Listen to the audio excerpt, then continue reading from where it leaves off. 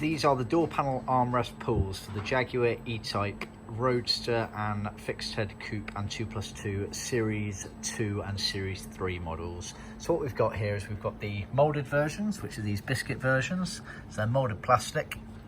They're only available in a few colours. See our website for details. I think off the top of my head they're biscuit, black, red, dark blue.